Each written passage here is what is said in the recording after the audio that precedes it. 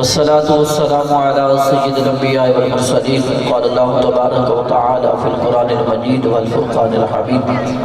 أما بعد فأعوذ بالله من الشيطان الرجيم بسم الله الرحمن الرحيم إنا أعطيناك الكوثر صدق الله مولانا العظيم وصدق رسوله النبي الكريم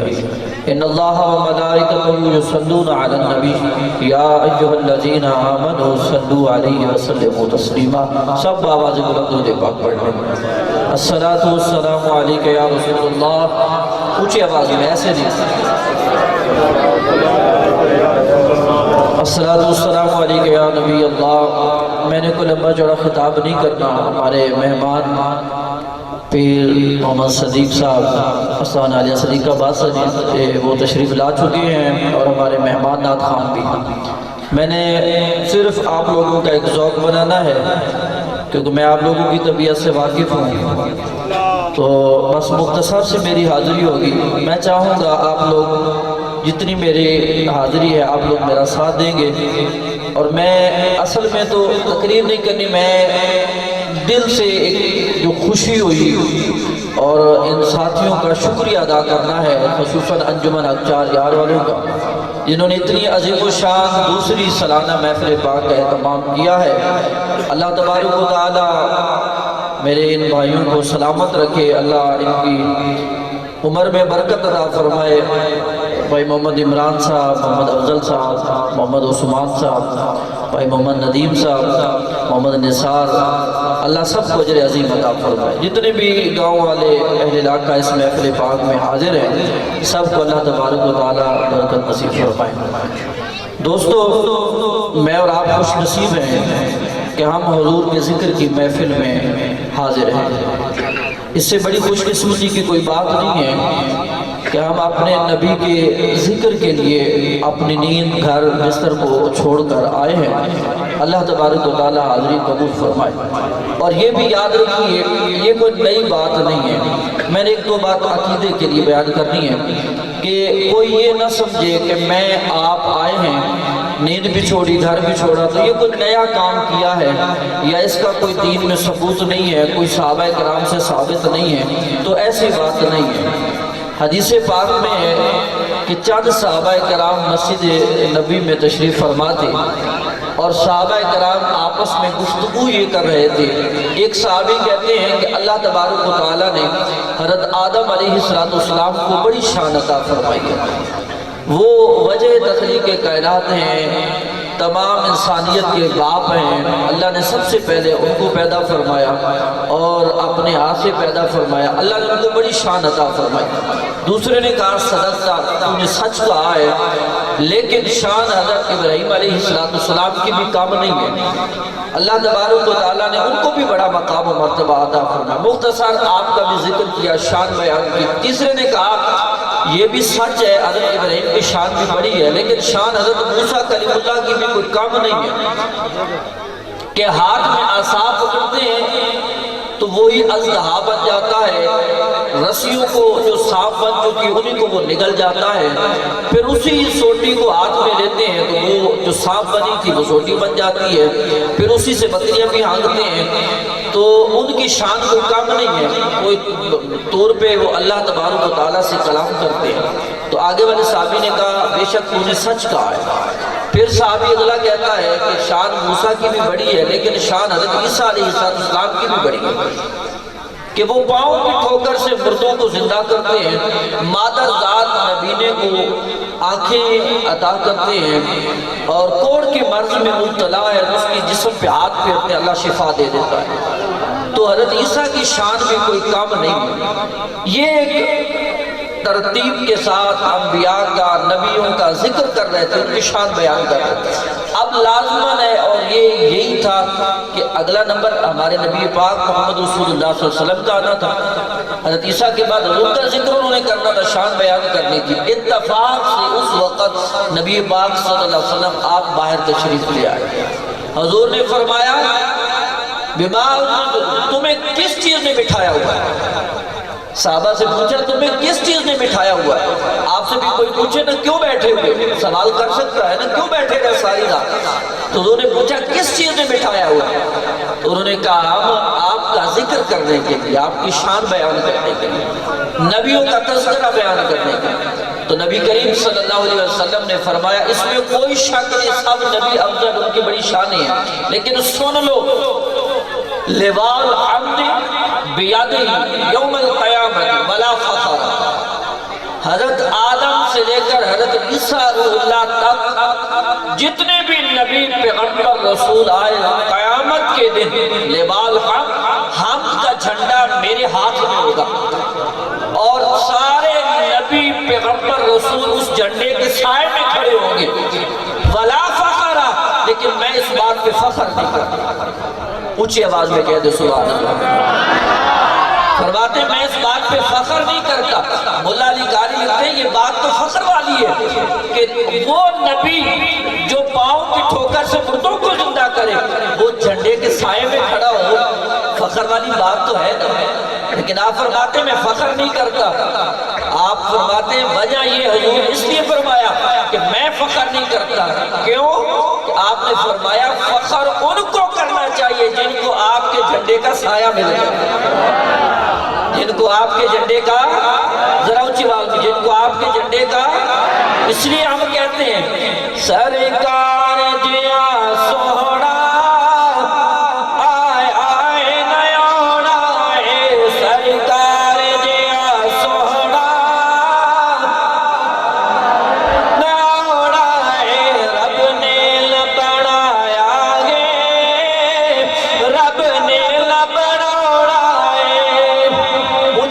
آپ سب نے کہنا ہے حق کے، کیا کہنا ہے؟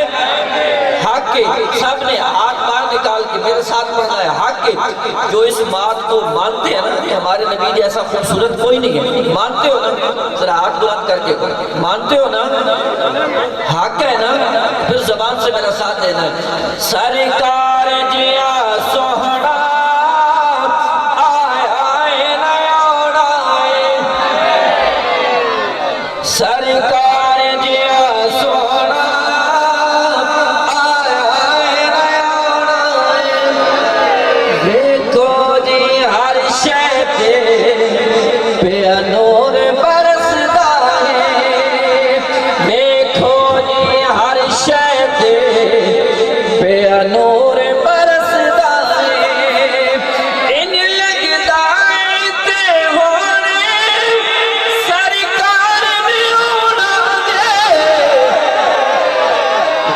زور لگایا، کم از کم آدھا زور لگایا۔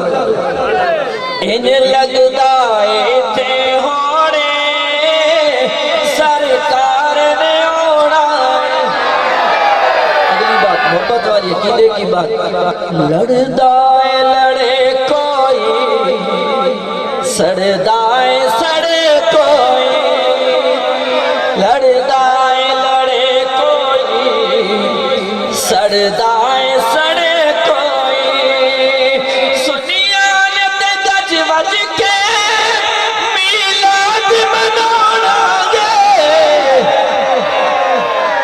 سو تک والے مزہ نہیں کیا۔ سنیان تے گج بج کے میلاد منوڑا۔ حضرت دائی حلیمہ رضی اللہ تعالیٰ عنہ، آپ کو محلے کی عورتوں نے کہا دائی حلیمہ تو اتنی امیر ہو گئی ہے، تو اتنی امیر ہو گئی ہے کہ بڑے بڑے امیر لوگ رات کو اپنے چراغ دیے بجھا کے سوتے ہیں، لیکن تیرا چراغ پوری پوری رات جلتا رہتا ہے، ہمیں چراغ جلانے کے لیے تیل نہیں ملتا، تیرے پاس اتنا تیل وافر آ گیا کہ ساری رات تیرے گھر سے روشنی جاتی نہیں، چراغ جلتا رہتا ہے۔ تو حضرت دائی حلیمہ رضی اللہ تعالیٰ عنہ آپ نے کوئی جواب نہیں دیا، ان کی انگلی پکڑ دی، ان کی انگلی پکڑ کے ان سب کو اپنے ساتھ لے گئی گھر، اور جس جھولے میں میرے آقا کریم صلی اللہ علیہ وسلم تشریف فرماتے حضور کی طرف اشارہ کر کے کہا کہ مجھ پہ اعتراض کرنے والی ہو اعتراض نہ کرو، جس دن سے یہ حسین چہرے والا میرے گھر آیا ہے میں نے سارے چراغ بجھا دیے ہیں۔ سنیا بن جانی گل تیری، یہ پیغام دے رہا، سنیا بن جانی گل تیری، وچ حشر دے اونے دے، بھول گئے ہو نا حق کے 4-5 حصے بھی لگانے، زیادہ ٹائم نہیں لینا، بس تھوڑا جاگ جائنا تاکہ مہمانوں کو پتہ چلے کہ ہم 100 جگ میں گئے تھے اور انہوں نے ہمارا استقبال کیا، ذوق شوق والے بندے تھے۔ سنیا بن جانی گل تیری، وچ حشر دے اونے دے، بڑا محبت والا شعر ہے۔ سنیا بن جانی گل تیری، وچ حشر دے اونے دے، سرکار نے جد تینوں سینے نال لاڑا گے، سرکار نے جد تینوں سینے نال لاڑا گے، سرکار جیا سوہنا۔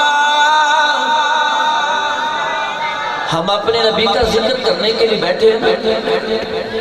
آخری بات یاد رکھیں، آقا کریم صلی اللہ علیہ وسلم کے ذکر کو ہماری ضرورت نہیں ہے، بھلا اس کو کیا ضرورت جس کا ذکر خدا بلند کرے، ورفعنا لک کا ذکر، کوئی ذکر کرے نہ کرے، کوئی محفل میلاد منائے نہ منائے، کوئی حضور کی شان بیان کرے نہ کرے، حضور کی شان میں کمی نہیں آ سکتی، کیوں کہ اللہ نے وعدہ کیا ہے، قسم کھائی، فرمایا میرے محبوب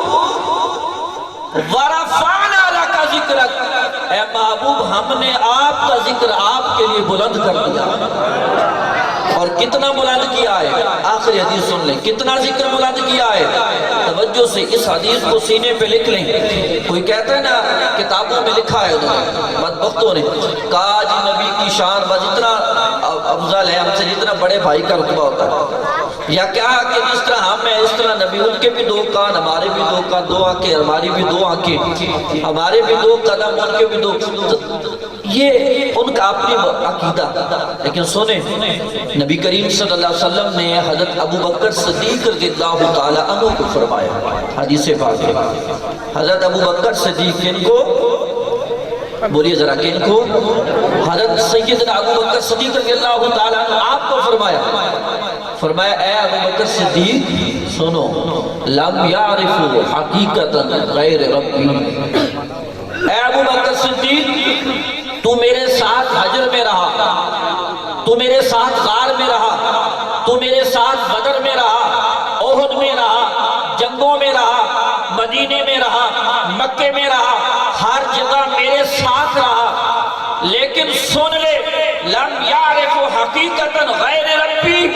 میری حقیقت میرے رب کے علاوہ اور کوئی نہیں جانتا، اتنی بڑی میری حقیقت میرے رب کے علاوہ اور کوئی نہیں جانتا۔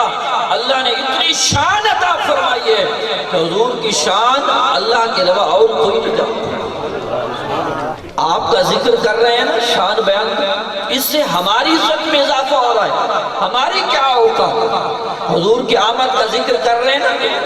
ہماری عزت میں اضافہ ہو رہا ہے۔ بس آپ لوگوں کی فرمائش آخری ایک شعر میرے ساتھ پڑھ لیجئے گا، آئین حضور جاگے نور نور غم مک گئے، ایسے نہیں، جگا کے آئین حضور جاگے نور نور غم مک گئے زمانے میں، بس ہاتھ اڑم کریں، آئین حضور جاگے نور نور غم مک گئے،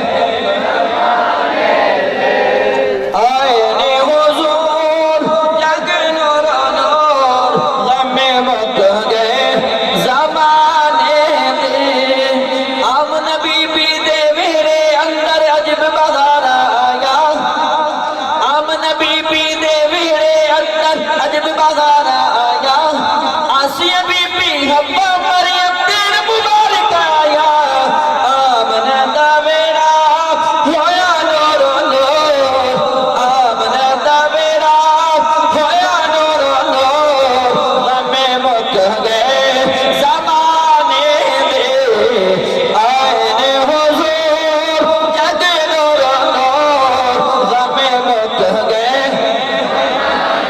یہ جو جھنڈے لگائے ہیں نا، جھنڈیاں گھروں پہ لگاتے ہیں نا، الیکشن کا موقع تھا تو ہر کسی نے اپنی پارٹی کا اظہار کرنے کے لیے اپنے گھروں پہ جھنڈے لگائے نا، کسی نے پی ٹی آئی کا، کسی نے شیر کا، کسی نے جو بھی جس کے ساتھ تعلق تھا، لیکن الحمدللہ ہم سب نبی کریم صلی اللہ علیہ وسلم کے غلام ہیں۔ سب سے بڑی ہماری نسبت آپ صلی اللہ علیہ وسلم کے، تو اس نسبت کے حوالے سے یہ نعلین کا جھنڈا ہر گھر پہ لگنا چاہیے۔ اور یہ جھنڈے ایسے نہیں لگاتے، ایسے نہیں لگاتے۔ آئین حضور مکہ کے زمانے، مشرق مغرب کعبے ہوتے وچ جبریل فرمائے، مشرق مغرب کعبے ہوتے، ذرا اونچا بولے نا، ذرا آواز، آئین حضور جگے نور نور غم مکہ گئے، آئین حضور جگے نور نور غم مکہ گئے، بارویں تاریخ ہویا سی ظہور، بارویں تاریخ